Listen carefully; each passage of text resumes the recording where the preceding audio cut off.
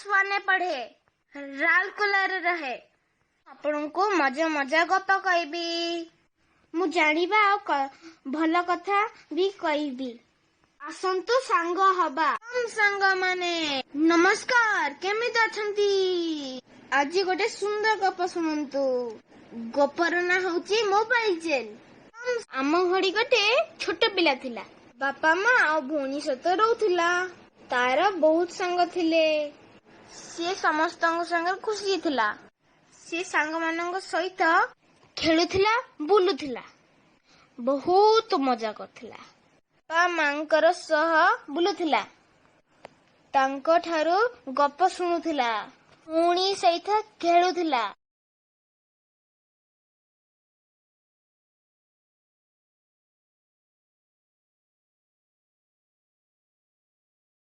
ସିଏ ପାଠ ବି ପଢୁଥିଲା, ମନ ଲଗେଇ ପାଠ ପଢୁଥିଲା। ଖେଳରେ ବି ପୁରସ୍କାର ପାଇଥିଲା, ପାଠରେ ବି ପୁରସ୍କାର ପାଇଥିଲା।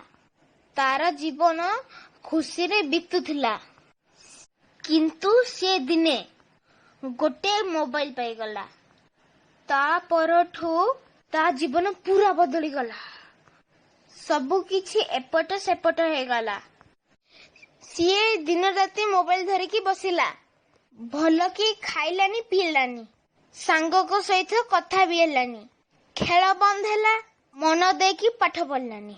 ଭଉଣୀର ସହିତ ମଜା କଲାନି, ବାପାଙ୍କ ସହିତ ବୁଲିଗଲାନି, ମାମା ସହିତ ଗେଲ ହେଲାନି। ସବୁବେଳେ ମୋବାଇଲରେ ଗେମ୍ ଖେଳିଲା। ମୋବାଇଲରେ ପୁରା ବୁଡିକି ରହିଲା। ତା ମନରେ ଆଉ କିଛି ବି ପଶିଲାନି। ମୋବାଇଲ ତାକୁ ବନ୍ଦୀ କରିଦେଲା। ମୋବାଇଲ ଜେଲରେ ସିଏ ବନ୍ଦୀ ହେଇକି ରହିଗଲା। ସାଙ୍ଗମାନେ, ଏଠି ଗପ ସଇଲା। ଏ ଗପରୁ ଆମେ ଶିଖିଲେ ମୋବାଇଲରେ ଆମେ କଥା ହବା, ସେଇଥିରୁ ଜ୍ଞାନ ପାଇବା, ମନୋରଞ୍ଜନ କରିବା, ସବୁବେଳେ ଗେମ୍ ଖେଳିବାନି। ମୋବାଇଲ ବାହାରେ ଜୀବନ ଅଛି, ମୋବାଇଲ ଭିତରେ ଆମେ ରହିଯିବାନି। এই ଭିଡିଓ ଭଲ ଲାଗିଲେ ଲାଇକ୍ କରନ୍ତୁ। ଆହୁରି ବି ଏମିତି ମଜା ମଜା ଗପ ଶୁଣିବାକୁ ଚାହୁଁଛନ୍ତି ଯେବେ ସବସ୍କ୍ରାଇବ କରନ୍ତୁ। ଆପଣ ଯେବେ এই ଭିଡିଓକୁ ନିଜ ସାଙ୍ଗମାନଙ୍କୁ ଦେଖାଇବାକୁ ଚାହୁଁଛନ୍ତି, এই ଭିଡିଓକୁ ସେୟାର କରନ୍ତୁ ଆଉ এই ଭିଡିଓକୁ କମେଣ୍ଟ ବି କରନ୍ତୁ। ନମସ୍କାର, ହ୍ୟାଭ୍ ଏ ନାଇସ୍ ଡେ।